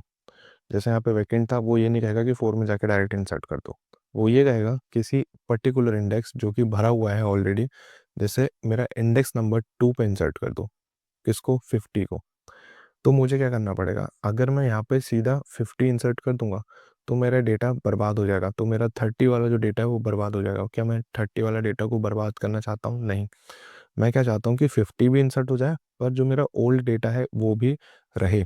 तो मैं क्या करूँगा, इसको एक शिफ्ट करूँगा, इसको एक शिफ्ट करूँगा और ये वाला इंडेक्स को खाली करूँगा। ठीक है, ये मेरा लॉजिक कहता है, क्योंकि हमने डेटा स्ट्रक्चर में यही देखा था कि हमारा डेटा ख़त्म नहीं होना चाहिए, हमारा डेटा बर्बाद नहीं होना चाहिए, उसमें मॉडिफाई नहीं होना चाहिए। ठीक है, तो 30 को मेरे को बचाना है। ये कोई नहीं बताता कि 30 क्यों बचाना है, क्योंकि यार अगर मैं 30 को रिमूव कर दूंगा और सीधे इंडेक्स 2 पे 50 अगर इंसर्ट कर दूंगा तो 30 सीधा चले जाएगा, और मैं नहीं चाहता कि मेरे डेटा में कोई भी चेंजेस हो, राइट। तो मैं ये नहीं चाहता कि डेटा चले जाए मेरा 30। तो मैं क्या करूँगा कि ये जो 40 है ना उसको अगले इंडेक्स पे डाल दूंगा, एक राइट की तरफ शिफ्ट कर दूंगा और 30 को उसके अगले इंडेक्स पे डाल दूंगा। और अब ये जो इंडेक्स 2 है, ये 0 इंडेक्स, 1 इंडेक्स, 2 इंडेक्स, 2 इंडेक्स अब खाली हो चुका है। अब मेरे को यहाँ पे 50 डालना सही रहेगा, राइट। तो मैंने क्या किया, इनको एक एक इंडेक्स आगे बढ़ा दिया। देखो यहाँ पे 30 सेकंड इंडेक्स पे था, अब यहाँ पे 30 थर्ड इंडेक्स पे आ चुका है, एंड ये थर्ड इंडेक्स पे था और ये अब फोर्थ इंडेक्स पे आ चुका है। तो क्या यहाँ पे इंसर्शन हो गया है किसी एक पर्टिकुलर इंडेक्स पे? आंसर है यस। अब एक चीज़ ये हो सकती है कि हमें इंसर्ट करना है 50 को 0 वाले इंडेक्स पे, तो मुझे सभी को क्या करना पड़ेगा, एक एक एक करके आगे शिफ्ट करना पड़ेगा। अब मेरे पास अगर n इसका साइज होता, ठीक है, तो मुझे n एलिमेंट्स को एक एक करके आगे बढ़ाना पड़ता, ठीक है, और फर्स्ट वाले को खाली करना पड़ता और वहाँ पे 50 डालना पड़ता। तो कितने ऑपरेशन लगते हैं, सबको एक बारी एक बारी एक बारी ऐसे n टाइम्स कर रहा हूँ, तो टोटल जो टाइम लगता है यहाँ पे O ऑफ n लगता, राइट। सो ये हमने लॉजिकली देख लिया। अब कोड में कैसे देखेंगे, सीधा हम लूप चला लेंगे। लूप चलाएंगे तो एक पर्टिकुलर लूप अगर लीनियर टाइम ले रहा है तो उसका भी टाइम कॉम्प्लेक्सिटी क्या होगा, O ऑफ n होगा, राइट। अभी हमने कुछ रटा नहीं है, अभी हमने कुछ भी नहीं रटा है, ठीक है। बट हमारा लॉजिक के हिसाब से हमने यहाँ पे, देखो यार लोग आपको सीधा रटाएंगे कि 30 को हमें आगे मूव कर लेना चाहिए, अगर मैं इस इंडेक्स पे पुश कर रहा हूँ तो 50 को, या इस इंडेक्स में इंसर्ट कर रहा हूँ कुछ नया डेटा, वो बात बिल्कुल ठीक है, हमें आगे इंसर्ट कर लेना चाहिए था, आगे मूव कर लेना चाहिए इन 30 और 40 को। बट क्यों, रीज़न क्या है? रीज़न ये है अगर मैं 30 को मूव नहीं करूँगा तो मेरा डेटा चले जाएगा, और मैंने स्टार्टिंग में आपको बताया कि मेरा डेटा लॉस नहीं होना चाहिए, यही मेरा डेटा स्ट्रक्चर की सबसे मेन इंपॉर्टेंट बात है, राइट। सो मैंने इंसर्शन कर लिया है, यस। अभी कोड देख लेंगे, आसान होगा। मुझे कुछ नहीं करना है, राइट शिफ्ट करना है। कब तक करना है? जब तक मैं इस इंडेक्स पे ना पहुंच जाऊं। क्या मुझे इनको राइट शिफ्ट करना है? इसके पिछले वाले इंडेक्स को, आंसर है नहीं। मुझे बस इनको राइट शिफ्ट करना है, समझ में आई बात? तो बस मुझे ये लॉजिक हैंडल करना है कि राइट शिफ्ट मैं उन्हीं को करूँगा। मान लो इंडेक्स 2 पे मुझे मूव करना है तो राइट शिफ्ट मैं इन दोनों को करूँगा, इन सभी को नहीं करूँगा, राइट। तो एक लॉजिक ये है एंड उसकी टाइम कॉम्प्लेक्सिटी ये है। तो पहला ऑपरेशन तो अपना इंसर्ट का हो गया। अभी मैं एक एक करके कोड भी बताऊंगा आपको, ठीक है।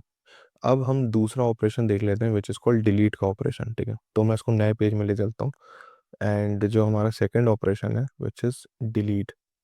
अब एरे में हमने इंसर्ट करना देख लिया, तो सेम चीज़ एरे में मैं डिलीट कैसे करने वाला हूँ। जैसे मेरे पास है 20, 40, 60, 80 and 100। So this is my array. अब इसके इंडेक्सिंग थोड़ा लिख लेते हैं, zero index first, second, third, fourth. अब बेस्ट केस क्या होगा, मुझे सीधा कहेगा कि भाई एरे ऑफ 4 में जाके 100 को डिलीट कर दो। तो मैं सीधा इसको ऑफ 1 में डिलीट कर दूंगा, क्योंकि मुझे किसी को आगे पीछे नहीं करना, ठीक है। तो ये मेरा बेस्ट केस है। बट क्या हर बार ये केस होगा? आंसर है नहीं। हर बार ये केस क्यों नहीं होगा, मैं अभी आपको बताता हूँ। सपोज मुझे डिलीट करना है इस इंडेक्स 1 में जो प्रेजेंट है उसको, मतलब मुझे 40 को डिलीट करना है। अगर मैंने सीधा 40 को डिलीट कर दिया, अगर मैंने सीधा लिख दिया एरे ऑफ 1 को आप 0 बना दो या डिलीट कर दो, है ना, तो मेरे पास क्या होगा? अगर मैं सीधा इसको डिलीट कर दूं, 0 बनाने का मतलब नहीं, 0 भी एक वैल्यू होती है, 0 भी एक डेटा है। बट अगर मुझे सीधा इसको डिलीट करना है तो मैं सीधा इसको डिलीट नहीं करूंगा। रीज़न पता है क्या है? रीज़न ये है, अगर मैंने इसको सीधा डिलीट कर दिया ना तो ये एक वैकेंट स्पेस आ जाएगा, ठीक है। अब ये मेरा वैकेंट स्पेस जो है ना मेरा गड़बड़ कर रहा है। सपोज हमने यहाँ पे 0 सेट किया अभी के लिए, ठीक है। अभी समझो कि मैंने यहाँ पे 0 कर लिया कि वहाँ पे डेटा नहीं है। बट यार ये मेरा इलॉजिकल एरर हो जाएगा। मुझे क्या करना चाहिए, इनको एक एक करके पीछे शिफ्ट करना चाहिए, तब मेरा लॉजिक सही होगा। क्या बात समझ में आ रही है? यस। सो अब यहाँ पे 60 आ गया, यहाँ 80 आ गया और यहाँ 100 आ गया। क्या क्लियर है? यस। और ये एक एम्प्टी स्पेस है जो मुझे नहीं चाहिए, ठीक है। तो ये मेरी कहानी है, ये मेरी कहानी है, ठीक है, सिंपल है। अब मैंने यहाँ पे क्या किया, लेफ्ट की तरफ शिफ्ट किया। क्या मैंने सबको लेफ्ट की तरफ शिफ्ट किया? आंसर है नहीं। मैंने इस 20 को लेफ्ट की तरफ शिफ्ट नहीं किया, बिकॉज मेरे को यहाँ इस एलिमेंट को डिलीट करना था। देखो ध्यान दो, मैंने 40 को डिलीट करना था, तो यहाँ से लेके यहाँ तक को मैंने लेफ्ट शिफ्ट किया, राइट। अगर सपोज मेरे को 20 डिलीट करना होता तो मुझे इसको यहाँ शिफ्ट करना होता, इसको यहाँ शिफ्ट करना होता, इसको यहाँ शिफ्ट करना होता, इसको यहाँ शिफ्ट करना होता, और वर्स्ट केस में पूरे के पूरे n एलिमेंट्स को शिफ्ट करना होता अप्रॉक्स। तो उसका भी टाइम क्या होता? O of n। क्या बात समझ में आ रही है? यस। सो मेरा यहाँ पे भी एक लूप यूज होने वाला है, क्लियर है। अभी हमने कोड नहीं रटा है, अभी हमने बस इतना देखा है कि जब मैं डिलीट कर रहा होता हूँ तो मुझे लेफ्ट की तरफ शिफ्ट करना है रिमेनिंग एलिमेंट्स, और कहाँ तक करने, सारे करने क्या? नहीं। अगर मैं इसको डिलीट कर रहा हूँ तो मुझे इन सभी को करना है, इसको नहीं करना है। तो यहाँ पे मुझे क्या दिख रहा है, यहाँ पे भी मुझे इनको राइट की तरफ शिफ्ट करना है और इनको नहीं करना है। तो भाई क्या दिख रहा है कि मुझे यहाँ से चालू करना पड़ेगा फॉर लूप बैक से, यहाँ पे भी मुझे बैक से फॉर लूप चालू करना पड़ेगा। मुझे फ्रंट को कुछ छेड़ना नहीं है, फ्रंट से कुछ छेड़ना नहीं है। जो भी इंडेक्स है मुझे बैक से इंडेक्स की तरफ जाना है, यहाँ पे भी मुझे बैक से इंडेक्स की तरफ जाना है, राइट। तो ये कहानी है। अब कोड लिखना भी आसान है। अब तीसरा जो मेरा एरे के अंदर ऑपरेशन होने वाला है वो है भैया सर्चिंग का, ठीक है। अब सर्चिंग दो तरीके की होती है वैसे, लीनियर सर्च भी होता है एरे में और बाइनरी सर्च भी होता है। अभी हम बाइनरी सर्च की बात नहीं कर रहे हैं, हालांकि बाइनरी सर्च ज़्यादा अच्छा होता है जिसमें टाइम log ऑफ एन लगता है। और लीनियर सर्च में यार लीनियर है तो डेफिनेटली ऑफ एन लगने वाला है, तो ये टाइम बहुत छोटा होता है, तो ये ज़्यादा अच्छी अप्रोच होती है, बट ये थोड़ी टफ है। अभी पहले हम लीनियर देखेंगे। टफ नहीं है लाइक, बट हम बेसिक अप्रोच देख रहे हैं तो पहले लीनियर सर्च देख लेते हैं। टफ कुछ नहीं है उसमें भी, हमें बस सिंपल सा बाइनरी सर्च लगाने के लिए हमें एरे सॉर्टेड होना चाहिए पहली बात, और बाकी फिर हम बाइनरी सर्च इजीली अप्लाई कर लेंगे, ठीक है। तो वो बाइनरी सर्च में देखेंगे। अभी हम लीनियर सर्च देख रहे हैं तो मैं इस वाले पार्ट को थोड़ा रिमूव करना चाहूँगा, सो दैट कि आपका दिमाग सिर्फ लीनियर सर्च में चले, ठीक है। तो सपोज मेरे पास एक एरे है जिसमें प्रेजेंट है 10, 20, 30, 40 एंड 50। इस एरे का नाम है ARR, बिल्कुल। अब मुझे फाइंड करना है एक एलिमेंट जिसको मैं टारगेट बोल देता हूँ शॉर्ट में। मेरे को फाइंड करना है 30। क्या 30 एरे में प्रेजेंट है? आंसर है यस। तो कौन से इंडेक्स में, वो इंडेक्स दे दो। इंडेक्स नंबर 2 में, तो मेरा आंसर क्या आ जाना चाहिए, इंडेक्स नंबर 2 में 30 प्रेजेंट है। Simple, yes.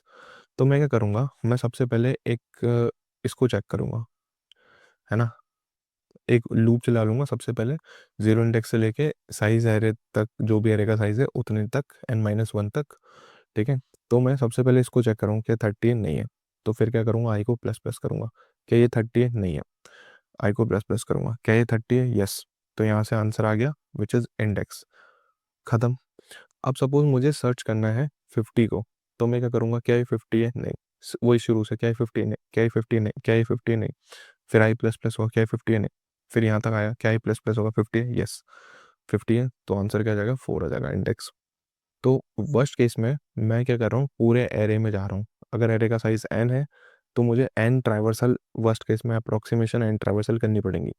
तो लीनियर सर्च की भी टाइम कॉम्प्लेक्सिटी क्या होती है, O ऑफ n होती है, लीनियर होती है, नाम से समझ में आ रहा है, ठीक है। तो ये है, अभी कोड नहीं देखा, अभी लॉजिक समझा है, कोड यार 2 मिनट में कर दोगे, 2 मिनट में, ठीक है। फिर हमको क्या करना है, एरे में अपडेशन करनी है। अब ये सबसे आसान है, एंड एरे में अपडेशन O ऑफ 1 में होती है, मतलब कांस्टेंट टाइम में होती है, वेरी वेरी फास्ट, ठीक है। अपडेशन मतलब जब मैं इंसर्ट कर रहा था तब आपको बता दिया था कि अपडेशन क्या होता है, जैसे 20, 30, 40, 60 and suppose 90, 0, 1, 2, 3, 4, this is my index. अब मुझे एरे ऑफ 2 में 80 पुट करना है, क्या मैं पुट कर सकता हूँ, यस। सीधे जाऊँगा, 80 बना दूंगा, ख़त्म। सीधे जाऊँगा, एरे ऑफ 2 में 80 लिख दूंगा, अपडेट हो गया क्या, यस। क्या मुझे शिफ्ट करने पड़े, नहीं। क्या मुझे लेफ्ट को मूव करना पड़ा, क्या मुझे राइट को मूव करना पड़ा, नहीं। मैं चाहता हूँ कि ये 40 हट के 80 बने, 40 हट के 80 बने, मॉडिफाई हो जाएगी डेटा, मैं मॉडिफाई ही करना चाहता हूँ, ठीक है। मैं कुछ अलग से डेटा इंसर्ट नहीं करना चाहता किसी पोजीशन पे, या किसी पोजीशन पे डिलीट नहीं करना चाहता, ठीक है। जब मैं डिलीट करूँगा तो मुझे बाकियों को करेक्ट पोजीशन पे डालना है, जब मैं इंसर्ट करूँगा तो बाकियों को उसकी करेक्ट पोजीशन पे डालना है, बट मॉडिफाई या अपडेट करते समय मुझे किसी को भी चेंज नहीं करना है, मुझे बस उस इंडेक्स पे जाके सीधा एलिमेंट डाल देना है। जैसे इंडेक्स नंबर 2 पे 80 डाल दिया, फॉर दैट रीज़न यहाँ पे मैंने कोई भी शिफ्टिंग नहीं करी है, तो उसका जो टाइम कॉम्प्लेक्सिटी है वो O ऑफ n होगा, विच मीन्स कॉन्स्टेंट टाइम होगा, वेरी वेरी फास्ट टाइम होगा, ठीक है, तुरंत हो जाएगा। सो ये 4 हमारे मेजर इंपॉर्टेंट ऑपरेशंस हैं एरे के अंदर, जो कि आपको पता होना चाहिए। लॉजिक मैंने आपको समझा दिया, एक बार इन सभी के कोड देख लेते हैं एंड फटाक से आपको बता देते हैं। तो आगे बढ़ने से पहले मैं आपको यहाँ पे सीधे भगूंगा नहीं, मेरे को आपको समझाना है कि कोड कैसे वर्क कर रहा है, ठीक है, सो दैट कि आप कल को कोड भी लिख लो। लॉजिक तो हम समझ गए, ठीक है। अब इंसर्ट में क्या हो रहा है, सपोज मेरे पास एरे मैंने यहाँ पे बना लिया सबसे पहले, जिसमें मैंने डाला है 10, 20, 30 एंड 40। अब ध्यान दो, मैंने इसका साइज़ थोड़ा बड़ा लिया, ठीक है। तो मेरे को पता है आगे भी कुछ खाली स्पेसेस हैं, मैं उनका यूज़ कर सकता हूँ। क्यों, क्योंकि मैं कुछ वैल्यू इंसर्ट कर रहा हूँ तो मुझे शिफ्टिंग करनी पड़ेगी, राइट। तो 0, 1, 2, 3, अब मेरे को यहाँ पे एन डिनोट कर रहा है कि मेरे पास कितने एलिमेंट इस एरे के अंदर प्रेजेंट है, 4 प्रेजेंट है, तो मैंने एन को अभी थोड़ी देर के लिए 4 बना दिया, ठीक है।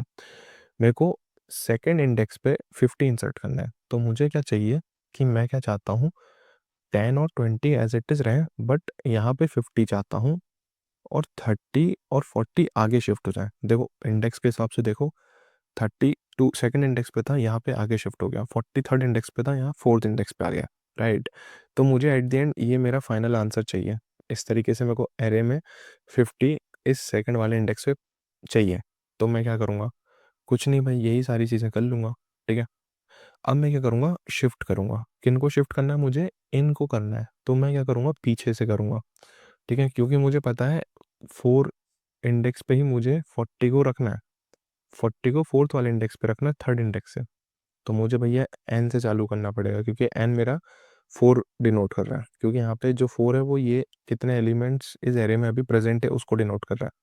तो इसीलिए मैंने 4 से चालू किया, जब तक आई ग्रेटर देन इंडेक्स होता है मैं क्या करूँगा, एरे ऑफ आई में array of I minus one की वैल्यू कॉपी करके रख दूंगा। मतलब अभी आई की वैल्यू क्या है, एन के बराबर है पहली इटरेशन में, ठीक है। तो ये कंडीशन चेक होगी, क्या कंडीशन ट्रू है, यस भैया 4 इज ग्रेटर देन 2, क्योंकि इंडेक्स 2 है। तो मैं क्या करूँगा, इसके अंदर घुस जाऊँगा, एरे आई में एरे 4 में क्या डाल दूंगा, एरे 3 की वैल्यू, तो ये मेरा फाइनल इस तरीके से देखेगा, एरे 4 में इस एरे 3 की वैल्यू विच इज़ 40, एरे 4 में आ गई क्या? यस, आ गई। तो मैंने क्या किया, इस 4 वाले को शिफ्ट कर चुका है, ठीक है। अब क्या होगा, आई माइनस माइनस होगा, तो अब आई की वैल्यू क्या आ गई, 3 आ गई। फिर हम चेक करेंगे क्या 3 ग्रेटर देन माई इंडेक्स है, आंसर है यस, यस है। तो फिर से ये करेंगे, तो एरे ऑफ आई मतलब एरे ऑफ 3 में एरे ऑफ आई माइनस 1 की वैल्यू डाल दो, मतलब 2 की डाल दो। So this is my array of 2, उसको एरे ऑफ 3 में कॉपी कर दो, कर दिया। फिर क्या हुआ, I minus minus, now my I become 2। अब मैं क्या चेक करूँगा, 2 ग्रेटर देन 2 होता है, क्योंकि आई 2 हो गया, इंडेक्स भी 2 गिवन था, आंसर है नहीं होता, इक्वल होते हैं ये, तो यहाँ पे फॉल्स हो जाएगा, नहीं होता, नहीं होता, तो ये कंडीशन नहीं चलेगी। मेरे को बस यही 2 शिफ्ट करने थे। अब मेरे पास यहाँ पे एक ब्लैंक स्पेस आ गया हो गया, तो एरे ऑफ इंडेक्स पे या एरे ऑफ 2 पे मैं क्या कर दूंगा, 50 डाल दूंगा, वैल्यू डाल दूंगा। तो मैंने यहाँ पे 50 डाल दिया। फिर क्या करूँगा, एन को 1 से बढ़ा दूंगा, मतलब अब मेरे पास एन दिख रहा है कि मेरे पास इस एरे के अंदर 5 एलिमेंट भर चुके हैं। क्लियर है? समझ में आई बात? Yes. So this is the logic of the insertion. और हम क्या कर रहे हैं यहाँ पे, सीधा सिंपल आपको दिख रहा है, ये लूप चला रहे हैं फॉर इंसर्शन। तो ये लूप वर्स्ट केस में एन तक जा सकता है, ठीक है। तो जब मेरा इंडेक्स 0 पे मैं कुछ काम करना चाहता हूँ, तब ये एन से लेके 0 तक जाने वाला है। तो वर्स्ट केस में पूरे एन ऑपरेशंस परफॉर्म करेगा। फॉर दैट रीज़न इसकी जो टाइम कॉम्प्लेक्सिटी होगी वो वर्स्ट केस में O ऑफ एन होगी, ठीक है। अब बात करते हैं डिलीशन की। तो मेरे पास एरे है जिसमें प्रेजेंट है 10, 20, 30 एंड 40।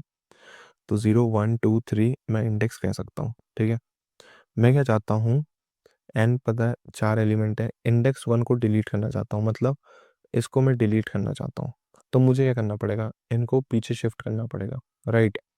तो मैं क्या चाहूँगा कि 10, 30 एंड 40 हो जाए, और लास्ट में मेरा एन घट जाए। देखो अब यहाँ पे साइज, देखो यहाँ पे 4 था, यहाँ 3 हो गया, क्योंकि मैंने एक एलिमेंट डिलीट कर दिया, बिल्कुल सही है। अब लॉजिक क्या कह रहा है, वो ये कह रहा है कि आई शुरू होगा इंडेक्स से, दिस इज माई इंडेक्स, है ना, दिस इज माई इंडेक्स, क्योंकि इंडेक्स 1 गिवन था। तो आई शुरू होगा 1 से, आई लेसर देन एन माइनस 2, क्योंकि मैं इक्वल एन माइनस 1 नहीं लिख रहा हूँ, राइट। एन माइनस 1 को इंक्लूड नहीं कर रहा हूँ, तो एन माइनस 2 तक चले गए, ठीक है। अभी समझ में आएगा। तो ये कंडीशन क्या ट्रू है, यस, क्योंकि एन की वैल्यू 4 है। तो आई क्या लेसर देन है 3 से, आंसर है यस, क्योंकि आई की वैल्यू 1 है, 1 इज लेसर देन 3 है, बिल्कुल। तो मैं क्या करूँगा, शिफ्ट करूँगा। इस बार मुझे शिफ्ट की तरह करना है, लेफ्ट की तरफ शिफ्ट करना है, ठीक है। तो मैं क्या कर दूंगा, ये जो है एरे ऑफ आई प्लस 1, मतलब एरे ऑफ 1 पे एरे ऑफ 2 की वैल्यू कॉपी करके ले आओ, यही कह रहा है, यस। तो 2 की वैल्यू जो थी उसको कॉपी करके मैंने 1 पे डाल दी, 1 पे डाल दी, यस। फिर क्या हुआ, आई 1 से बढ़ गया, प्लस प्लस हो रहा है। अब मेरे को कंडीशन चेक करनी है ये वाली, क्या 2 लेस देन 3 है, आंसर है यस। तो मैं क्या करूँगा, एरे ऑफ 2 में एरे ऑफ 3 की वैल्यू कॉपी कर दूंगा। तो एरे ऑफ 3 की जो भी वैल्यू है वो एरे ऑफ 2 में आ जाएगी। देखो एरे ऑफ 2 में आई है, यस। तो यहाँ से क्या हुआ, 40 आ गया 2 पे, बहुत बढ़िया। अब आई फिर से प्लस प्लस होगा, नाउ माई आई बिकम्स 3। अब मैं चेक करूँगा क्या 3 लेसर देन 3 होता है, आंसर है नहीं होता, इक्वल होते हैं। तो ये कंडीशन नहीं चलेगी, एन माइनस माइनस हो जाएगा। एन माइनस माइनस का मतलब है यहाँ पे एन की वैल्यू 4 थी, जो बता रहा था 4 एलिमेंट इस एरे के अंदर प्रेजेंट है, बट हमने उसको डिलीट कर दिया, तो अब एक घट गया, तो 3 एलिमेंट प्रेजेंट है। So this is the logic of the deletion. And worst case में ये भी कितना जा सकता है, ओ ऑफ एन जा सकता है, ठीक है, क्योंकि हम वर्स्ट केस में near about O of N तक ही जा रहे हैं, ठीक है। अगर इंडेक्स 0 से स्टार्ट हम करते हैं, 0 वाले को डिलीट करते हैं, तो वर्स्ट केस में हम ओ ऑफ एन के आसपास जा रहे हैं। तो ये भी ओ ऑफ एन टाइम कॉम्प्लेक्सिटी लेगा, जस्ट लाइक इंसर्शन, राइट। अब हम बात करते हैं सर्च, और ये किस तरीके का सर्च है, लीनियर सर्च है। बाइनरी सर्च भी होता है, बट अभी हम लीनियर सर्च कर रहे हैं, ठीक है। अब मेरे पास एरे है जिसमें क्या है, 10 है, 20 है, 30 है, 40 है, ये मेरा इंडेक्स है। मेरे को पता है एन 4 है, 4 एलिमेंट प्रेजेंट है यहाँ पे। एन का ज़्यादा आपको खेल नहीं दिखेगा। जो मेन लॉजिक है वो है टारगेट। मुझे क्या फाइंड करना है? 30। क्या ये 30 है? नहीं। तो मैं आई कहाँ से? जीरो से स्टार्ट करूँगा, जीरो इंडेक्स से। मैं कंपेयर करूँगा, एरे ऑफ आई को टारगेट से। क्या दोनों इक्वल हैं? आंसर है नहीं। टारगेट 30 है, ये 10 है। तो क्या करूँगा? आई प्लस प्लस। आई अब आ चुका है यहाँ। क्या 20 30 इक्वल है? नहीं। तो क्या करूँगा? आई प्लस प्लस। आई आ चुका है यहाँ। क्या 30 और टारगेट इक्वल 30 है? यस। तो मैं अब क्या करूँगा? रिटर्न कर दूंगा आई को। आई क्या है? इंडेक्स। आई क्या दिखा रहा है? Index which is 2। तो मेरा आंसर क्या आ गया? 2 आ गया, राइट। तो प्रेजेंट है, और किस इंडेक्स पे प्रेजेंट है? सेकंड इंडेक्स पे प्रेजेंट है। सिंपल। यस। तो दिस इज द लॉजिक। और वर्स्ट केस में हम ये पूरे यहाँ तक एन टाइम तक जा सकते हैं। जीरो से लेके एन टाइम तक ये जाने वाला है। तो इसकी भी जो टाइम कॉम्प्लेक्सिटी होगी वो ओ ऑफ एन होगी, ठीक है। बिकॉज इसका नाम ही लीनियर सर्च है, तो लीनियर टाइम कॉम्प्लेक्सिटी तो लगने वाली है। अब जो नेक्स्ट चीज़ है विच इज़ कॉल्ड अपडेट या मॉडिफाई। तो मेरे पास एरे प्रेजेंट है 10 20 30 एंड 40। ये तो बहुत सिंपल ऑपरेशन है। इंडेक्स लिख दिए। मेरे को सेकंड इंडेक्स को 99 बनाना है। मैंने सेकंड इंडेक्स को, यहाँ पे जो 30 प्रेजेंट है उसको 99 बनाना है, बना दिया, ख़त्म, राइट। तो ये काम ख़त्म हो गया भैया। एरे के ऊपर से आपने छत हटा दी, लो छत डाल दी, और सेकंड इंडेक्स पे 99 बना दिया। सिंपल। मैं बस इस पोजीशन पे गया, मैंने 99 मार्क कर दिया, ये मैंने मॉडिफाई कर दिया। कितना टाइम लगा? कुछ भी टाइम नहीं लगा। पर आपके माइंड में डाउट हो रहा होगा, भैया यहाँ पे तो ऑफ एंड टाइम चला है, ये भैया क्या कर रहे हैं? हम प्रिंट कर रहे हैं। आपकी मर्जी, आप प्रिंट करो मत करो, आपको दिखाना है तो आप प्रिंट कर लो। तो प्रिंट का टाइम है। आप, हमें प्रिंट का टाइम नहीं बताना है, हमें सिर्फ मॉडिफाई करने का टाइम बताना है। मॉडिफाई करने का टाइम कितना है? सिर्फ कांस्टेंट टाइम है, राइट। आप कहीं पे प्रिंट करो, यहाँ पे भी एरे को अगर प्रिंट करोगे अलग से तो उसका टाइम ऐड हो जाएगा, ओ ऑफ एन, ठीक है। तो प्रिंट करने का टाइम हमें नहीं बताना है, हमें सिर्फ ऑपरेशन का टाइम बताना है। तो हमने ये सारी चीज़ें देख ली। तो एरे के अंदर हमने क्या देख लिया? आप इंसर्ट करो, आप डिलीट करो, या आप लीनियर सर्च लगाओ। इन तीनों कंडीशंस पे जो टाइम कॉम्प्लेक्सिटी जाएगी वो ओ ऑफ एन जाएगी। और अगर आपको अपडेट करना है कोई वैल्यू, या मॉडिफाई करना है कोई वैल्यू, तो उस केस में जो टाइम कॉम्प्लेक्सिटी जाएगी वो कांस्टेंट जाएगी। सो एरे के केस में हम डेटा को बहुत जल्दी मॉडिफाई कर देते हैं, बिकॉज हमें मॉडिफाई करने आसान क्यों पड़ता है? बिकॉज यहाँ पे सीधा हमें एरे का इंडेक्स पता होता है। तो मैं जो भी इंडेक्स गिवन है, जैसे इंडेक्स नंबर 2 पे मुझे 99 को मॉडिफाई करना है, तो मैं सीधा जाऊँगा और यहाँ पे 99 डाल दूंगा। सो फॉर दैट रीज़न ये मेरा काम बहुत जल्दी हो जाएगा, ठीक है। तो ये आगे चल के आपको पता होना चाहिए, जब भी हम different type of data structures पढ़ते हैं तो यहाँ पे ये छोटी सी चीज़ आपको पता होनी चाहिए, ठीक है, जो मैंने बता दी। सो आई थिंक बात समझ में आई है, and this is all about your arrays. Array हम क्यों पढ़ते हैं वो मैंने बता दिया, ठीक है। वो मैंने सारा लॉजिक बता दिया, तीनों के चारों की चीज़ें बता दी, ऑपरेशन जितने चारों होते हैं वो सब बता दिए, एंड कोड भी एक्सप्लेन कर दिया, ठीक है। सो आई थिंक बात समझ में आई है। और अगर आपको एरे को प्रिंट करना है, so you can definitely use this for loop, ठीक है, printing for loop. So this for loop is helpful for print the array, right? Simple, sorted. I think clear है।